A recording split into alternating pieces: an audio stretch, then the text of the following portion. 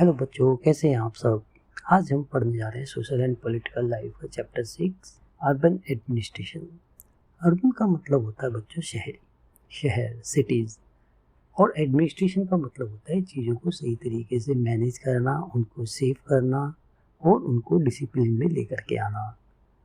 अब देखो, हमारे घर का एडमिनिस्ट्रेशन कौन देखता है, डिसिप्लिन या फिर मैनेजमेंट कौन देखता है? Mummy papa. भाई आपको ये काम करना है, चीज़ों को इधर रखना है, घर की रिपेयर है, मेंटेनेंस है, किस तरीके से घर का खर्च चलना है, ये सारी चीज़ें एडमिनिस्ट्रेशन में आती है।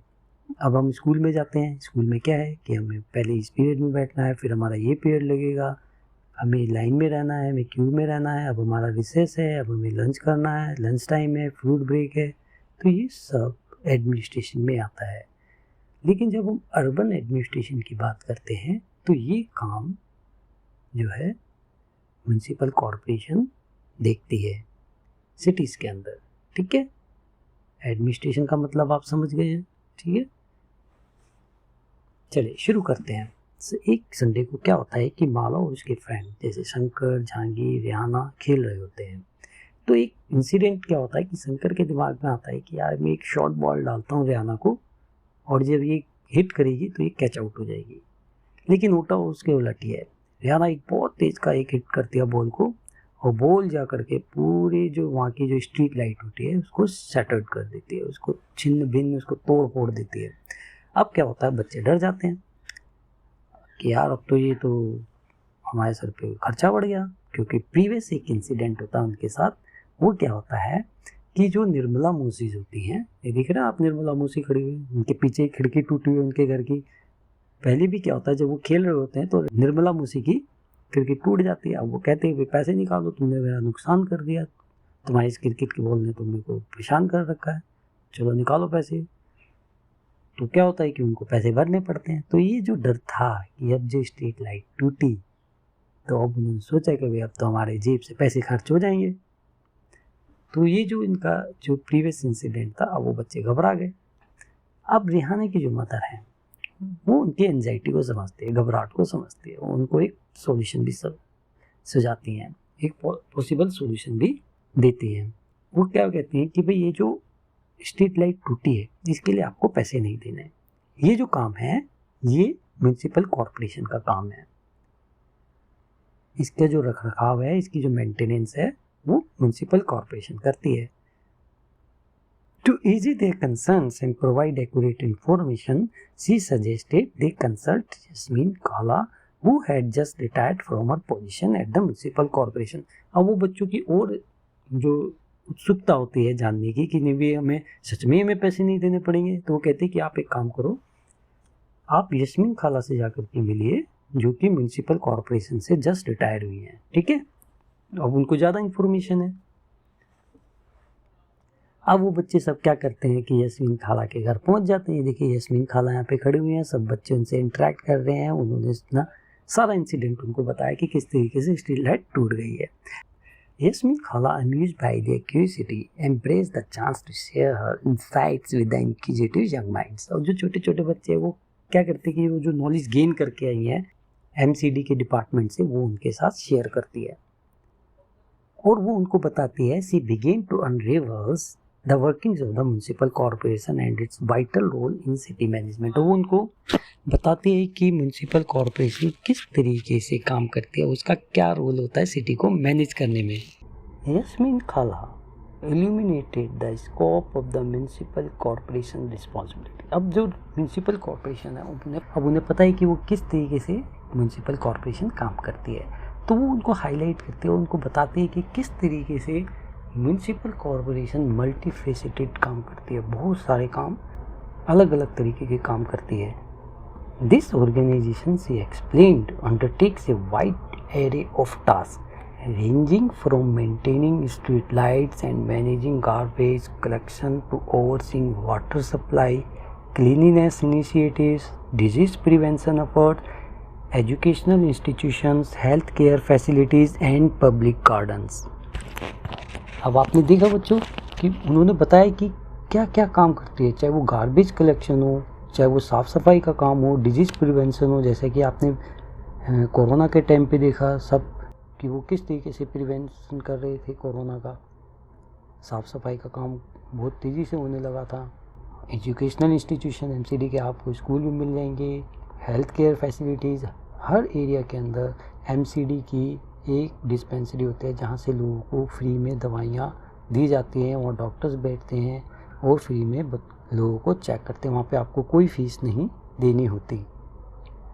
तो ये जो सारे काम हैं ये कौन देखता है? ये म्यूनसिपल कॉरपोरेशन देखती है, उन सब चीज़ों को मैनेज करती है। पब्लिक गार्डन्स को देखती है, वहाँ पे चाहे पेड़ पौधे लगाने हों, उनका साफ़ सफाई हो गार्डन्स की, तो ये सारे काम एमसीडी ही देखती है।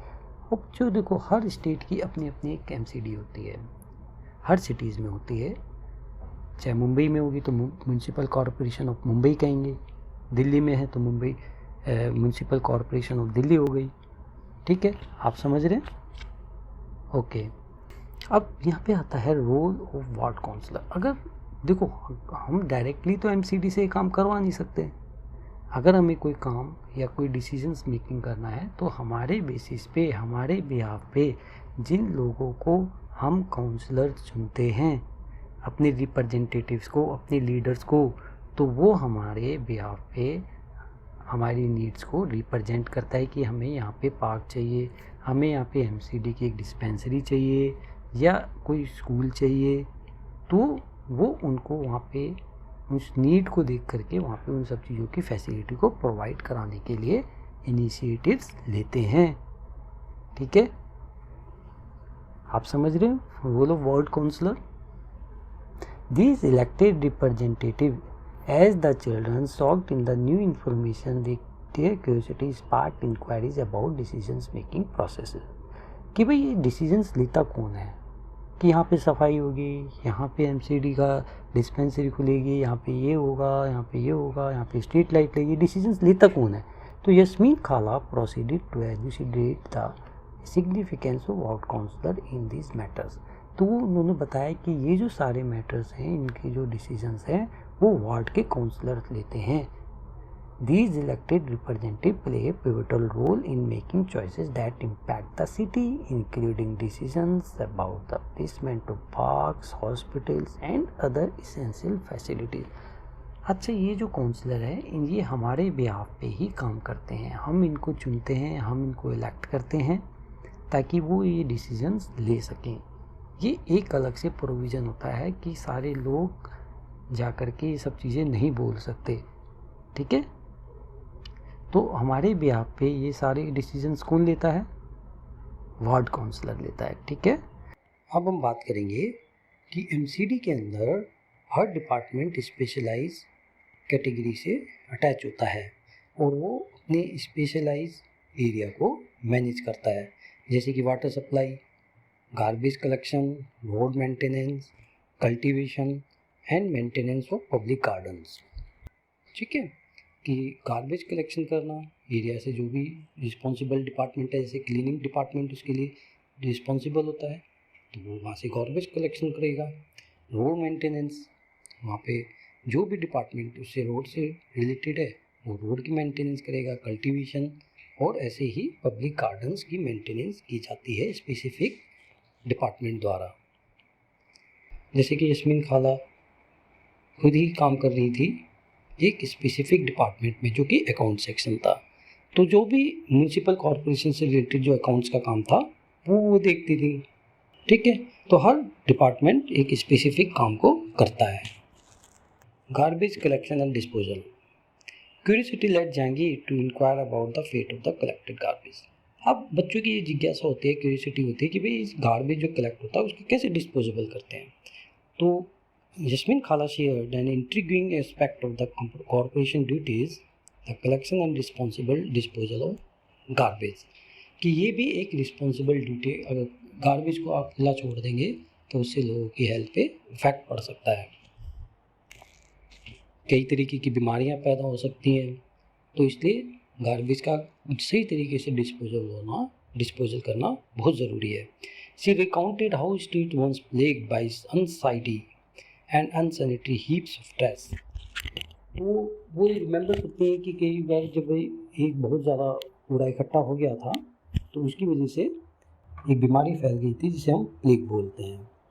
तो ये प्लेग की बीमारी बहुत डेंजरस होती है, जिसके कारण वो गार्बेज के कारण ये प्लेग फैल गया। The organised waste management system not only enhance the city aesthetic but also curb the spread of disease. तो सही तरीके से गार्बेज का डिस्पोजल करने से हम बीमारियों को रोक सकते हैं। ठीक है, तो ये बहुत ही रिस्पॉन्सिबल ड्यूटी है म्यूनसिपल कॉरपोरेशन की। शेयरिंग नॉलेज एंड एंजॉइंग कबाब। जैसे ही सूर्य ढलने लगा, सूर्य छिपने लगा, यानी सनसेट होने लगा, तो उनकी कन्वर्सेशन भी कंक्लूजन पे पहुंच गई कि उनको जो इन्फॉर्मेशन चाहिए थी वह मिल गई थी। यस्मीन खाला home armed with new found knowledge about the intricacies of city management. तो यस्मीन खाला ने उनको बहुत अच्छी और नई नॉलेज दी कि भाई किस तरीके से सिटी को मैनेजमेंट किया जाता है। Yasmin Khala willingness to share her expertise gave them an enlightening glimpse into the inner working of municipal corporation. अब वो भी MCD से रिटायर थे, ऑब्वियसली वो एक्सपर्ट थी उस डिपार्टमेंट में, उसको नॉलेज बहुत थी, तो उन्होंने वह नॉलेज बच्चों को दी। Not only did they gain insight into the roles of ward councillor, अब बच्चों को क्या क्या नॉलेज उससे मिली, वार्ड काउंसलर के बारे में पता, डिपार्टमेंटल डिविजन्स के बारे में पता, और वेस्ट मैनेजमेंट के बारे में भी पता चला कि भाई किस तरीके से गार्बेज को डिस्पोजल करना बहुत ज़रूरी है और ये ड्यूटी किसकी है। Okay, but they also enjoyed. और लास्ट में जब वो कंक्लूड कर रहे होते हैं कन्वर्सेशन को, तो भाई यस्मीन खाला उनके लिए कबाब ले आती है, बढ़िया बढ़िया, वो खाते भी हैं और उसको उनकी बातों को सुनते भी हैं। A community protest empowering change through unity. होता क्या है कि एक रेजिडेंशियल एरिया है जहाँ पे लोग बहुत अनसेटिस्फाइड हैं वहाँ की साफ़ सफाई को लेकर के, तो वो आते हैं और यस्मीन खाला से एडवाइस मांगने के लिए, क्योंकि वो MCD से रिटायर्ड है। The story begin with Yasmin khala, a respected figure in community acknowledging the discontent among the women in the neighbourhood regarding a long standing issue. अब वो सब आते हैं कि वो उनके पास एक इशू है, उसके लिए वो यस्मीन खाला से मिलने के लिए आते हैं कि वो उनको गाइडेंस की ज़रूरत है। तो सब womens approach Yasmin for guidance as they are frustrated and eager to find a solution to their problem, और अपनी प्रॉब्लम के लिए एक सॉल्यूशन चाहते हैं। तो उनकी जो प्रॉब्लम है वो क्या है? एक community protest empowering change through unity, Gangabai initiative, protest at councillors house. Gangabai takes the lead and assembles a group of passionate women who march to ward councillor house. अब वो सब वार्ड काउंसलर के पास जाती हैं अपनी इस समस्या को लेकर के कि उनके आसपास कूड़ा पड़ा रहता है, वहाँ पे इरेगुलर कलेक्शन होता है गार्बेज का, जिसके कारण से वहाँ पे बदबू फैली रहती है। ठीक है, they voice their grievances through slogans and chants effectively drawing the councillor attention to their issue. सफाई नहीं है, सफाई नहीं है, इस तरीके के कुछ स्लोगन्स वो बोलते हुए जाते हैं। The councillor responds by asking them to explain the problem, indicating his willingness to engage with their concerns.